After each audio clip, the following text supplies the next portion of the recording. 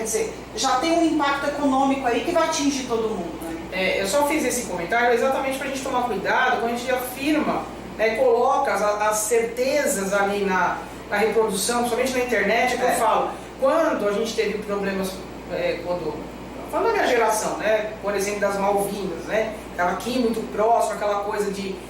nós não tínhamos as redes sociais para suscitar essas... A gente tinha que exatamente entender nas nossas salas de aula, E também tomar né? cuidado com a informação que a gente recebe, né? Isso. Então, mas eu vi, me mandaram que é por conta disso, por conta daquilo. Checa as informações, vá procurar informação em canais confiáveis. Isso né? significa orientar os nossos alunos, inclusive, a entender como é que funciona a fake news, onde ele pode realmente buscar essa informação. Numa agência de notícias confiáveis, vai lá numa CNN, você vai numa agência de notícias que tem uma credibilidade. Ela é imparcial? Não existe nada imparcial nesse mundo, né? Todo jornalismo, ele tem uma tendência. Ele pode puxar mais para um lado, mais para o outro. Mas o fato histórico que está acontecendo ali vai ser divulgado, né? E tem especialistas. Então vai procurar um canal de um professor de geopolítica, de pessoas que entendem de política internacional, né? Para poder entender o que está acontecendo, né? Que eles já acompanham isso há muito tempo e vão poder dar um parecer mais especializado, né? Sem tanto viés. Né? E a discussão entre professores, né? Como abordar isso com os alunos em cada faixa etária, como eu disse no começo, existem vários porquês, existe um contexto histórico, a gente repete esse erro, até para que a gente não saia falando, né, que nós salvamos o país, o mundo, né? O país não, nós salvamos o mundo da Terceira Guerra e a Rainha Elizabeth está viva por nossa conta também, para não... Então é assim, eu acho que a gente tem que pensar mesmo na seriedade do momento, não é hora desse tipo de discussão nem de fake news, é o momento de nós, enquanto profissionais da educação, analisarmos esse momento, porque ele vai sim diretamente ao encontro dos nossos conteúdos, como acontece em Petrópolis, né? Por que a gente para e analisa aquilo? Certo, errado, estudando a fundo o Segundo Império, falando de Dom Pedro ou não, que fica para outro dia, mas a verdade ele já tinha, né, se manifestado quanto à importância do reflorestamento daquela região, daquelas regiões, na verdade. Quer dizer, quando a gente fala tragédia anunciada, não é uma coisa de tirei no tarô ou li nos astros, não é isso. É essa questão que eu falo que quando a gente não contextualiza os ensinamentos, o aluno te pergunta, por que eu tenho que saber o que é caatinga? Ou então aquela coisa assim, mas por que a sociedade tem que investir na questão do meio ambiente? Quando a gente fala de arquitetura e urbanismo, isso é coisa de quem tem dinheiro. Gente, a gente precisa refletir. De infraestrutura, né? Exatamente. É assim, são vidas que estão indo embora, são vidas que virão a ir embora, porque assim, a coisa está tomando uma proporção, a gente não mede as consequências, a verdade é essa. Então, o rebater dessa coisa educacional escolar, de que a gente precisa conversar na sala dos professores, de que a gente precisa, trançar melhor os nossos ensinamentos, é porque sempre cai nessa história. Eu não preciso estudar, eu não preciso entender. Ou então esse é o problema do professor de ciência. Exato. Esse é o problema do professor de história. Formamos adultos que não conseguem entender essa contextualização e a gente sempre vai esbarrar naquela coisa política do trago para o meu lado, mas não é. Historicamente falando, é uma região que já vem dando sinais de que aquilo não vai dar certo. O professor de biologia está aí para falar. Né? A questão é que a gente não pode fazer aquela pergunta que, desculpa, que pra mim chega a ser imbecil. Por que se constrói nos morros? A gente não sabe por que aí é professor de geografia, de sociologia, filosofia, para entender o contexto social que leva as pessoas a estarem nessas regiões. Menosprezar esse tipo de coisa. Não podemos mais. Nós precisamos contextualizar isso de uma forma educacional para que as próximas gerações não repitam os nossos erros. E essa discussão não fique numa forma rasa e política.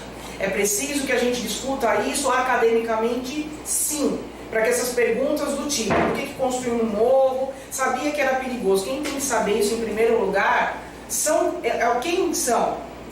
É aquele que governa, é aquele que é o prefeito, é o governador, é o presidente, são essas pessoas. São essas pessoas que têm, antes de mais nada, saber disso. E aí a gente tem que pensar no nosso conteúdo, no nosso planejamento. Precisamos conversar sobre isso, sim. É como a gente fala aqui em São Paulo, né? Quer dizer, eu sei que não é só em São Paulo, eu sei que o nosso podcast está na rede, em qualquer lugar, inclusive do mundo, isso pode ser acessado. Mas quando a gente fala disso, quando a gente fala da população de rua, é outra coisa que a gente precisa parar também.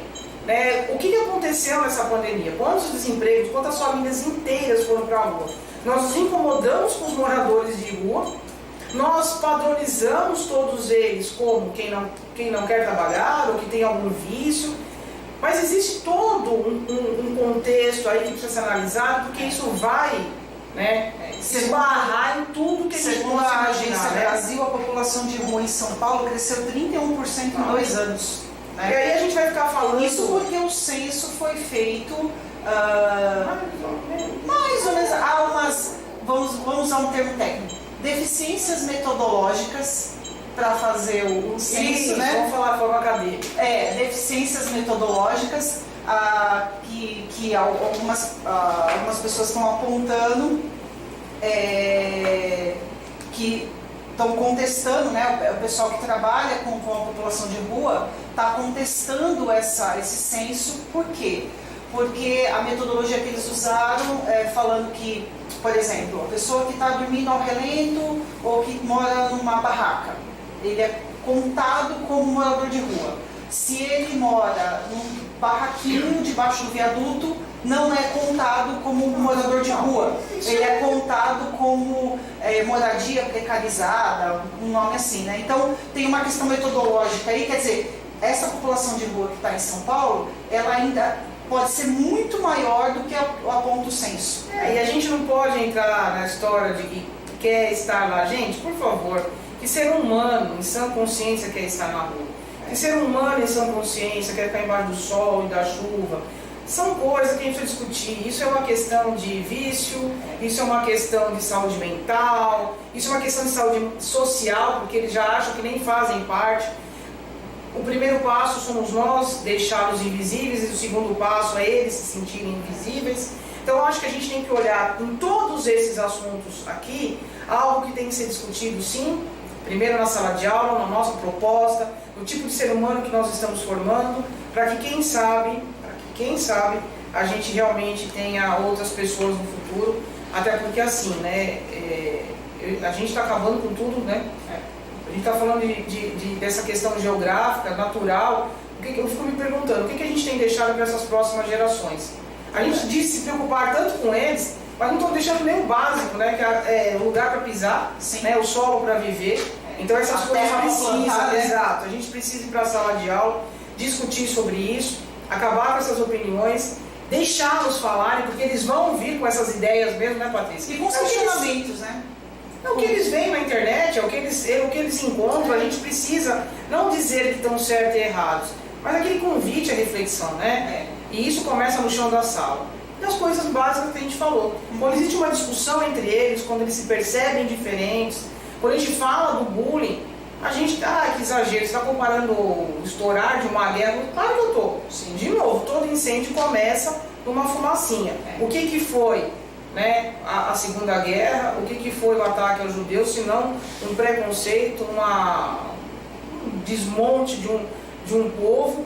Por quê? Porque em algum momento aquilo começou a dizer que eu sou melhor do que você, e essas histórias a gente sabe onde acaba. São sérias, são importantes e tem que ser sim discutida dentro da escola. Com certeza.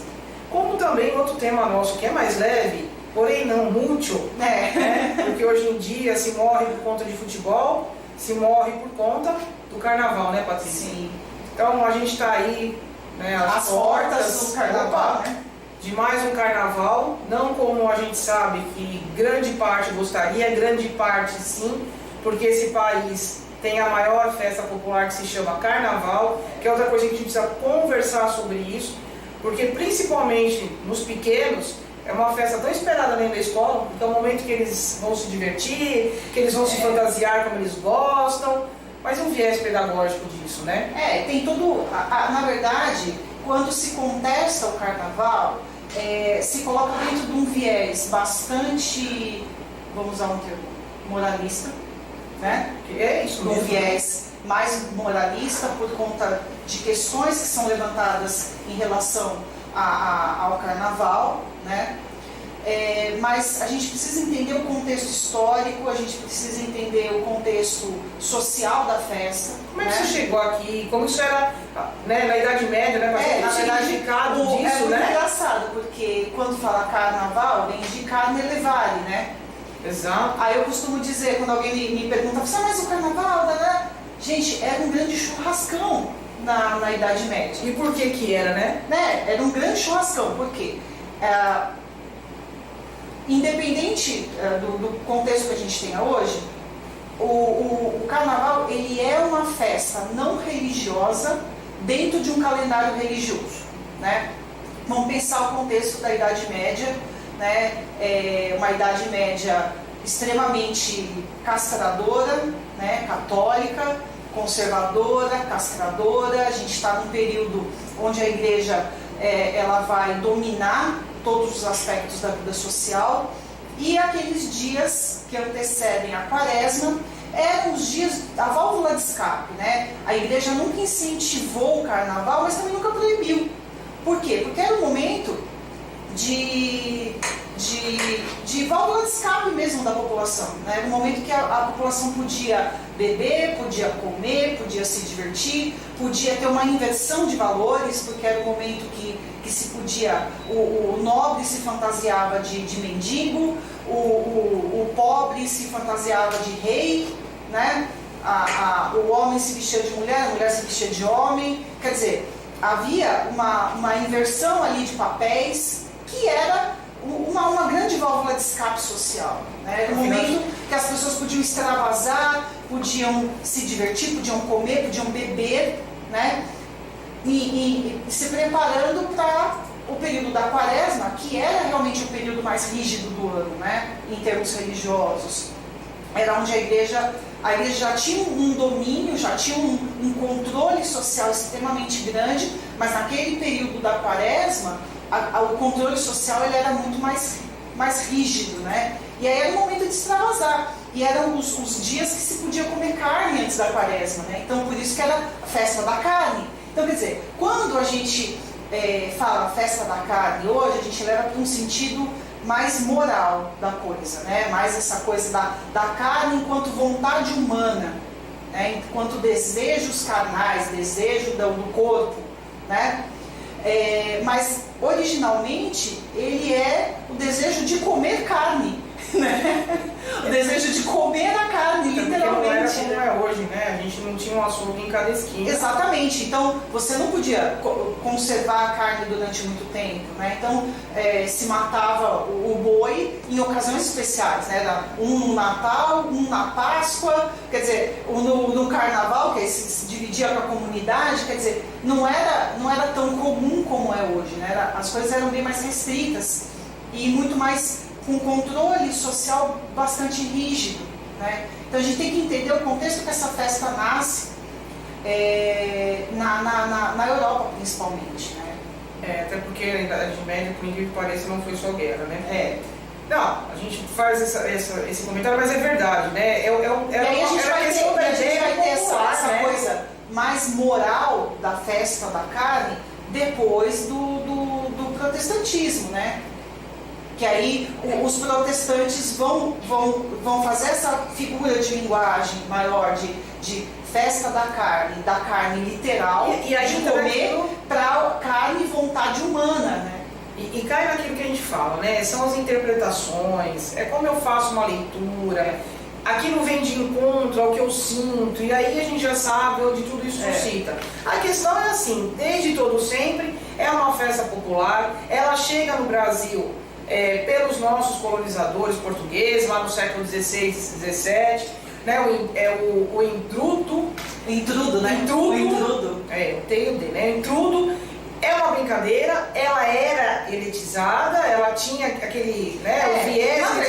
Na verdade, ele vem, essa coisa elitizada, ela já começa lá no século XVIII, né? Que aí você começa a ter as festas de salão, essa coisa sai do popularzão da rua, porque ela nasce com o povão na Idade Média, né? E aí, naquelas coisas das máscaras. Uma burguesia que vai começar a fazer as suas festas em locais fechados, né? E aí quando a festa chega no Brasil, ela chega povão, mas aí você também tem uma burguesia.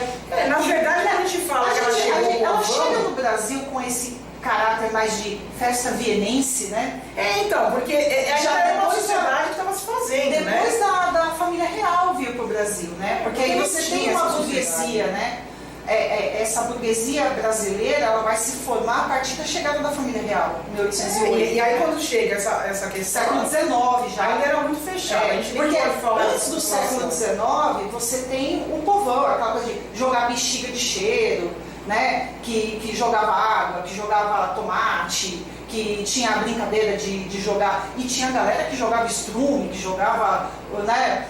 Mas isso é o posterior, né? Quando a gente fala da questão que não, da coisa chegada. do povão mesmo, coisa do povão isso na Europa, do povão europeu que chegou aqui. Isso, na Europa. Quando ele chega aqui, ele fica fechado, até porque a nossa sociedade está se formando. E ela literalmente, aí você vai ter no século XIX, a gente já vai ter essa dualidade, né? Você tem a festa do povão, que era zona, era bagunça, era brincadeira, era jogar água, era jogar o pinico na rua, né? Tem várias notícias de jornal do século XIX que são bem interessantes sobre carnaval, que falam que tinha uma galera que queria proibir o intrudo, né? Por quê? Porque o pessoal jogava o conteúdo dos pinicos, era essa a frase assim, o conteúdo dos pinicos nos transeuntes que passam na rua. Então imagina, você está passando na rua, todo bonito, alinhado, e você toma uma pinicada, né? Um balde de urina, né? Em cima de você. Então, quer dizer, tinha essa coisa do extremo da brincadeira, né? E aí você vai ter essa coisa popularzona, né? Do carnaval, da brincadeira. E você vai ter as festas da burguesia que são fechadas, aí é aquela coisa do baile de máscaras e etc. Aí você tem uma banda tocando, e aí você tem modinhas, né, que não era nem marchinha ainda. Início do século XIX, começo do século XIX, primeira metade do século XIX, você tem algumas modinhas, você tem algumas canções que são tocadas nos bailes e tal, e aí você vai ter essa dualidade desse carnaval acontecendo no Brasil, né? E aí a gente chega no pós-abolição, né? Que aí você vai ter um outro fenômeno acontecendo, né? No pós-abolição, que aí são as pessoas os ex-escravizados que já estavam morando em comunidades nos morros do Rio de Janeiro, né?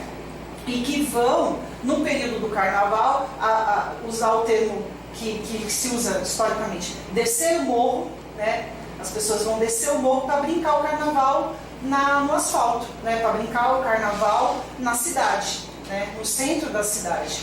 Então, aquela comunidade se forma num bloco, né? E desce o morro para brincar o carnaval no centro da cidade, que vai dar origem ao carnaval que a gente conhece hoje das escolas de samba e tudo mais. E cada bloco e cada comunidade criava um tema do ano, né? Criava uma música que era o tema daquele ano que eles iam brincar. E aí você já tem as marchinhas, você já tem todo um contexto ali acontecendo musical também. E aí vai dar origem à escola de samba, e aí dá para contar essa história aqui ao longo do tempo. Isso começo do século XX já, né?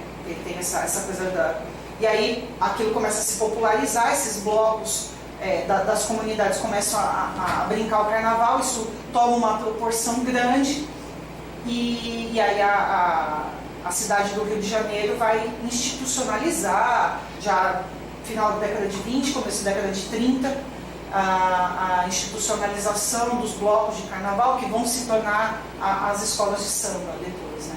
Mas aí a gente pode marcar um dia só para contar a história da escola de samba, dá para render bastante assunto.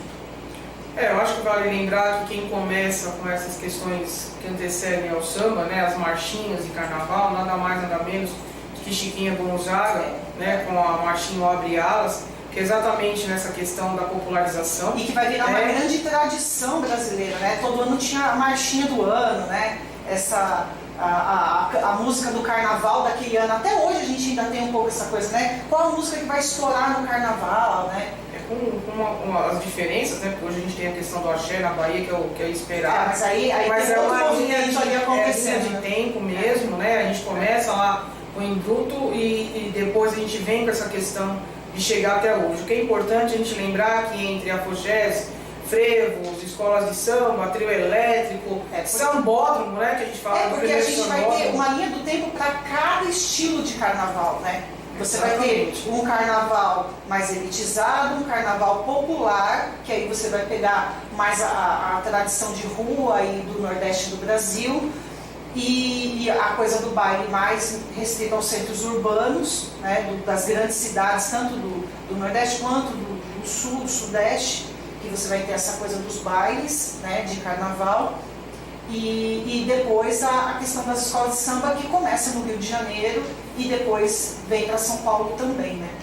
Bom, sambódromo, nosso primeiro sambódromo, 1984, Rio de Janeiro, governo do Brizola e nada mais nada menos, desenhado por Oscar Niemeyer, que desenhou nosso capital. E teve tanta crítica, né, Tânia? Eu lembro na época, eu era criança ainda, todo mundo falava, um dia jogado fora, por que vai se construir um sambódromo, né?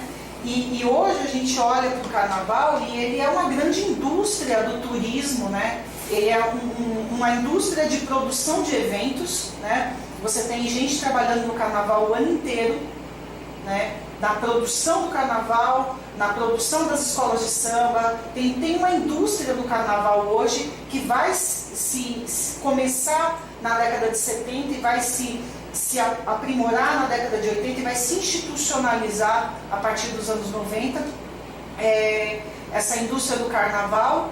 E você tem toda uma indústria do turismo, né, que também gira em torno do carnaval. O carnaval hoje, ele não é só uma festa popular, mas ele é parte do calendário de eventos e de turismo do Brasil, né? Na verdade, não só agora, mas há muito tempo, mas hoje como realmente uma indústria que tem um peso nacional. Eu acho que quando a gente faz uma crítica ao carnaval, e isso entra em questões pessoais, religiosas, a gente tem que entender um contexto, porque só numa linha de tempo curta, quando a gente fala, por exemplo, onde entra essa questão, não é só da manifestação de se jogar algo, mas por que se vai contra o endrudo, né? Então é assim, é a queda da monarquia, o começo da república, ou seja, tudo isso é história. Quando a gente pensa na constituição do nosso carnaval... a crítica social e a crítica política, ela sempre existiu, né? Quando as pessoas iam brincar o carnaval, tinha máscara, né? Eles sempre faziam a máscara com a cara do Dom Pedro, a máscara com a cara do ministro, a cara com a máscara do senador, né? Isso sempre existiu. É um contexto histórico, é um contexto político. Quando a gente fala da formação do nosso carnaval, a gente fala dos povos que nos colonizaram, dos povos que chegaram aqui escravizados, dos povos nativos, dos que foram se constituindo depois, ou seja, é uma diversidade de cultura. Por isso que tem modificações no caminho. Artes, quando eu falo da máscara, quando eu falo da música, quando eu falo dessa formação, né, porque todo mundo acha lindo hoje falar de Chiquinha Gonzaga, mas Chiquinha Gonzaga hoje seria o que a gente teve, se a gente faz uma análise, daquelas pessoas que chegam abafando, que não agrada aquilo que a gente fala, isso não é clássico, isso não é cultural. A arquitetura, afinal de contas, a gente fala de um sambódromo, como eu disse, feito por Oscar Niemeyer, toda a indústria do carnaval, quer dizer, você vê um carnavalesco, e a gente não pode negar a beleza de uma escola de samba quando entra na avenida, é uma verdadeira aula de história. Se a gente for pesquisar com os nossos alunos o carnaval, né, dos 500 anos do Brasil, lá em 2000, era assim, todas as escolas tinham que falar, né, dessa questão. São verdadeiras aulas de história, períodos, né, Tânia, do tema da escola de samba ser o fato histórico, ela começa ali na década de... final da década de 50, começo da década de 60, né? Por quê? Porque as escolas, tradicionalmente, como eu falei, ela vinha, a galera que descia do morro para brincar o carnaval e fazia uma música, fazia uma marcha, fazia uma música, normalmente com uma crítica social.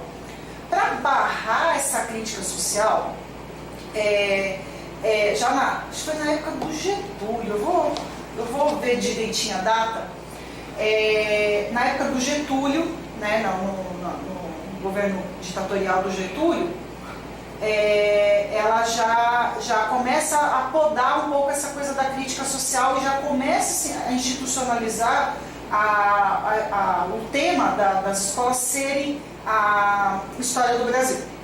Então a escola tinha que falar de um tema da história do Brasil, época do Getúlio.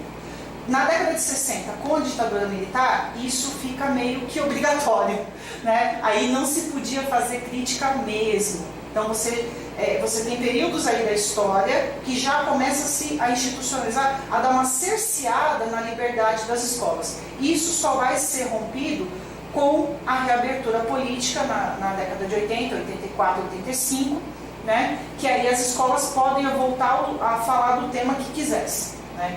Mas aí a gente tem um fato histórico em cima do fato histórico, né? Então é isso, assim, a gente pensar que numa festa tão criticada, existem vários contextos, existem vários viés, e principalmente falando do que é educacional. Porque até quando uma escola de samba homenageia, né, uma figura, ele conta uma história, e isso vai mostrando dentro da sala de aula. Você pode utilizar essa coisa do começo, meio e fim, por exemplo, em uma redação.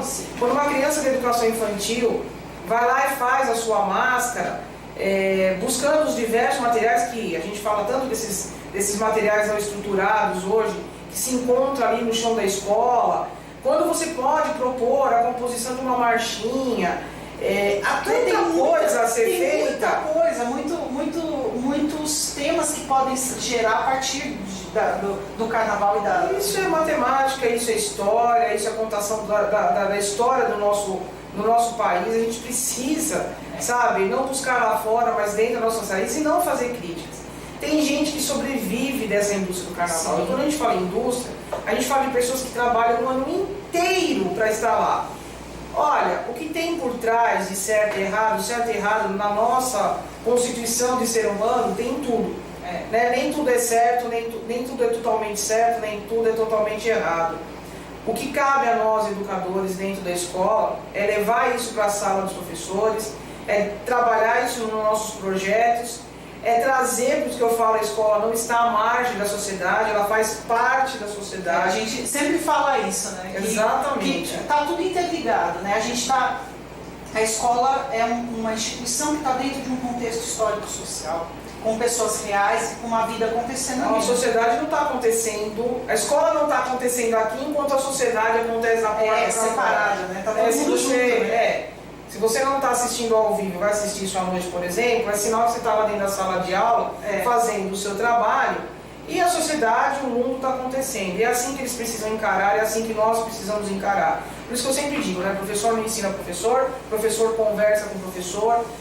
Essa troca de opiniões, essa troca de pensamentos, essa análise, acho que a gente tem que estar aberto para desconstruções e reconstruções, porque o mundo pede isso, porque as coisas se contextualizam dessa forma e são temas que estão aí presentes, que ao mesmo tempo nos fazem resgatar tantas coisas passadas. Sim. Então, quando eu falo de um reflorestamento que foi dito há mais de um século atrás, quando essa questão da guerra, as escolas de samba estão falando de natureza, estão falando da desde água, a década de 90, desde a década de 80, quando né? tem essa reabertura que você tem a possibilidade de falar sobre vários temas. Vamos ver a primeira base da Amazônia lá. Vários sambas enredo que estão falando sobre natureza, né? Se você procura, isso que eu ia falar, um samba enredo, muitas vezes é a sua aula para o seu ponto de partida. E com quantos projetos você consegue fazer em cima de carnaval, de escola de samba e de tema, quer dizer, é um mundo de assuntos para ser tratado dentro da escola. Né? Por isso que a gente está desconstruindo os nossos preconceitos, as nossas barreiras pessoais. É o que a gente sempre fala, né? Isso fica para cada um, de forma individual. De forma coletiva, a gente precisa buscar mecanismos de socializar, discutir e trazer em todos os temas que a gente usou hoje. É a conservação da nossa espécie. Sim. Cada vez que a gente traz de forma contrária, negativa, nós estamos extinguindo, não são só as outras raças não, é a nossa também. Porque só hoje, até a última vez que eu tinha visto a notícia antes de vir para cá, já tinham morrido por volta de 50, 60 pessoas no bombardeio. Lá em Petrópolis, ainda existem várias pessoas desaparecidas. Já tem 200 pessoas. Então é assim, quando a gente não discute isso, e o carnaval? Pois é, se a gente vai para um carnaval de rua, se a gente vai... As disputas, elas estão... como aconteceu, né? No Mundial, aí no jogo do Palmeiras. Torcedor matando torcedor com a mesma camisa. Então isso tem custado a não discussão, a não desconstrução desses preconceitos, custado a nossa vida. Custado a nossa vida, custado a nossa coletividade. Eu não vejo outro lugar senão o chão da escola para a gente discutir isso. E aí a gente pensa na geopolítica, que é uma coletividade mundial, a gente pensa na coletividade nacional e a gente pensa no carnaval como uma festa de coletividade. Né? Exatamente. Quer dizer, a gente está inserido dentro de um contexto social que vai se afunilando, né? E a gente chega na escola que também é uma outra comunidade, né? Então, aliás, pegando esse gancho aí que a Patrícia falou, eu não estou olhando, eu quero achar um negócio aqui para finalizar, que eu achei bem interessante. Mas pegando esse gancho que a Patrícia falou, isso acontece pensando assim, né? O quanto as escolas de samba se organizam? Elas discutem os temas entre elas, né? Cada setor da escola de samba, então o setor dos compositores, a hora de eleger esse samba enredo, essas coisas todas que vão acontecendo, né? E a nossa escola? Como que a gente tem entrado nessa avenida? Como é que a gente entrou? Como é que a gente entrou nessa avenida esse ano?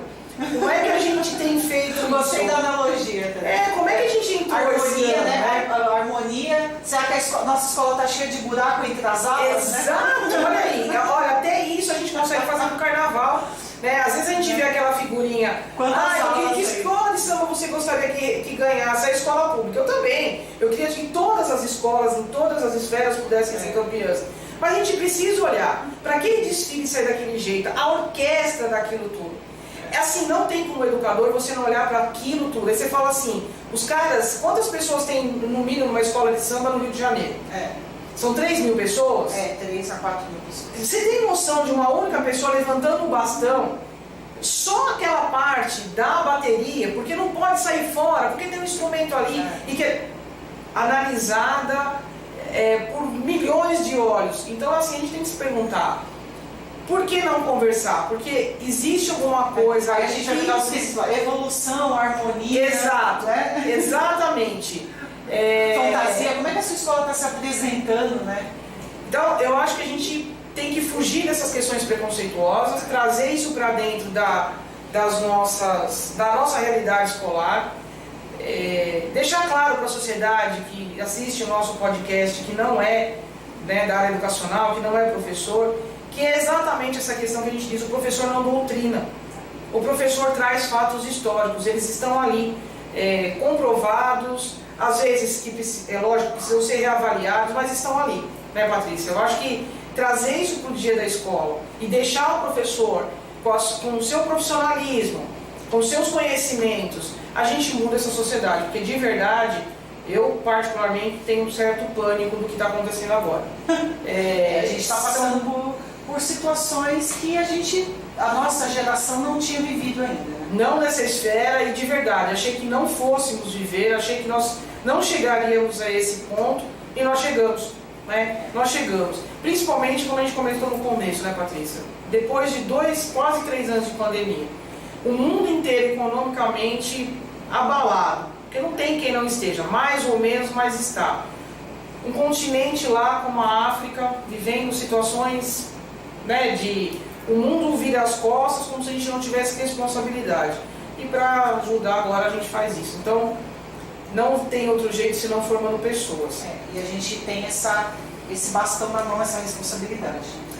E para terminar, porque todo mundo fala assim que eu puxo demais a orelha do professor, é claro, né? Eu sou professora, eu quero que a nossa categoria seja respeitada.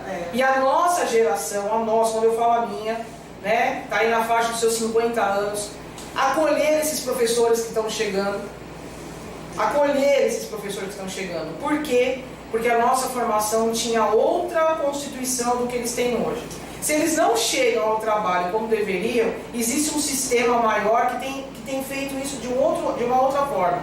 Então cabe a nós, os mais velhos, sim, né, o que vemos isso com outros olhos, não a criticar esse cara que está chegando, né? Essa pessoa que está chegando, seja homem, seja mulher. A pessoa chega cheio de ideias, cheio de gás para trabalhar e fala, dá só um tempo. Ou mesmo se assusta, né? Ou se assusta. Porque chega na sala de aula e não viu muita coisa que a gente coloca hoje. Então a gente discutir teoria, fazer coisas, como bem colocado por uma parceira nossa mesmo, lá do Rio Grande do Sul, virou parceira, sempre participa dos nossos cursos, a Lenita, é como ela colocou. É muita teoria, muito conhecimento filosófico, mas na hora das crianças participarem disso, fica do jeito então a gente tem que pensar nisso. Então eu queria ler uma colocaçãozinha aqui, na verdade, uma post pronto, de uma amiga, lá, professora também, a Ana Favaro, que colocou isso hoje, eu achei interessante. Que é para você, da sociedade, que diz assim, o professor não trabalha, ele só dá aula. Então eu só vou resumir aqui em 3 linhas o que é a vida do professor. Professor, a única profissão